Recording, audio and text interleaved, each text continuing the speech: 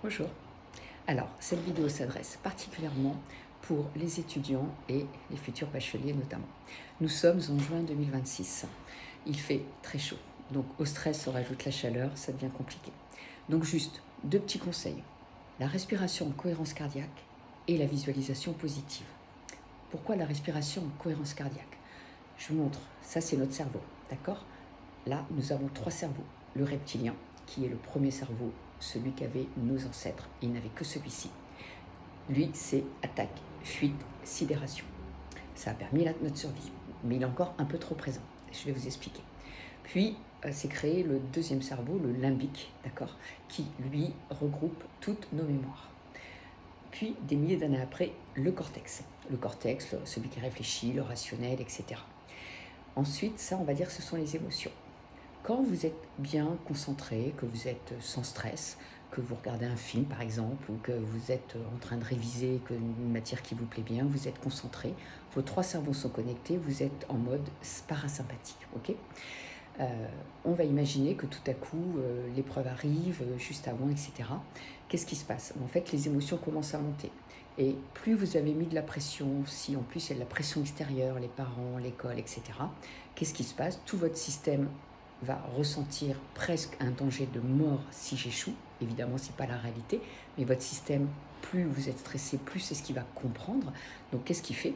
Eh bien, les émotions commencent à monter, parce que l'idée, ça va être de déconnecter le cortex, parce que ce n'est pas le moment de réfléchir quand il y a un vrai danger, d'envoyer du cortisol et de l'adrénaline dans mon système pour que je puisse courir très très vite, attaquer ou au contraire être sidéré.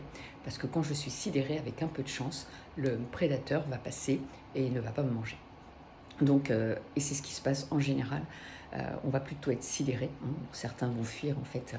On va dire que ce sont des actes manqués, par exemple, et je ne me suis pas réveillée. Et puis la sidération, eh bien effectivement, quand je suis sidérée, le cortex qui a tout ce que j'ai appris est ici. Mes trois cerveaux ne sont pas connectés et donc je perds tous mes moyens. Okay. Tout ça parce que le système a mal compris ce que j'étais en train de vivre. Donc pour éviter de basculer en sympathique, en reptilien, il y a donc la cohérence cardiaque. On l'appelle comme ça parce qu'en fait notre cœur a plusieurs programmes, dont celui de la cohérence cardiaque. Et quand il est en cohérence cardiaque, là il est en parasympathique, c'est-à-dire qu'il se sent en sécurité. Quand je dis cœur, c'est notre système.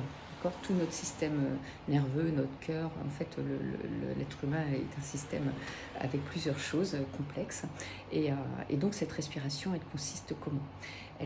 Donc en fait c'est tout simple, c'est j'inspire sur 5 secondes par le nez, important de toujours inspirer par le nez, parce qu'en fait ça filtre l'air et puis ça envoie un gaz qui est calmant. Donc quand je respire par le nez, j'envoie 20% de calme en plus.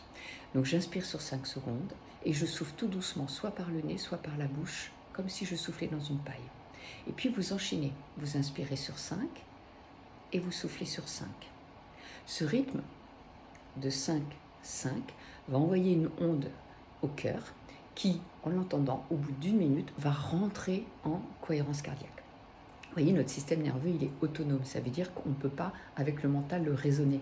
C'est uniquement par le corps. Vous voyez bien que notre respiration, elle va donner une indication sur notre état intérieur.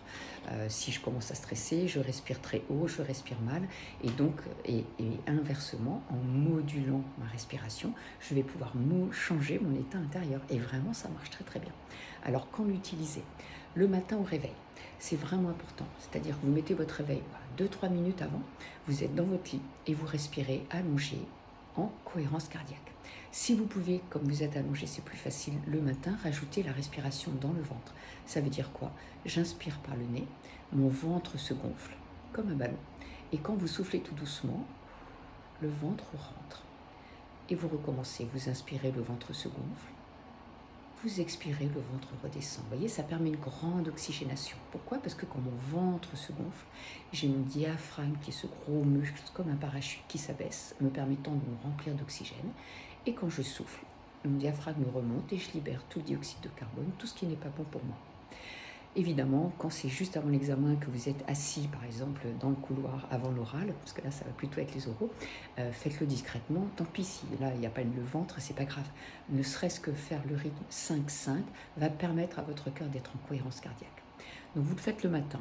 le plus possible. Si vous pouvez arriver à 5 minutes, c'est super. Pourquoi? Parce qu'on dit que 1 minute égale une heure de protection. Donc 5 minutes de respiration égale 5 heures où vous serez en quelque sorte protégé, c'est-à-dire tellement parasympathique que le même événement va beaucoup moins vous stresser. Vous voyez, quand on est en parasympathique, on n'est plus dans l'action-réaction.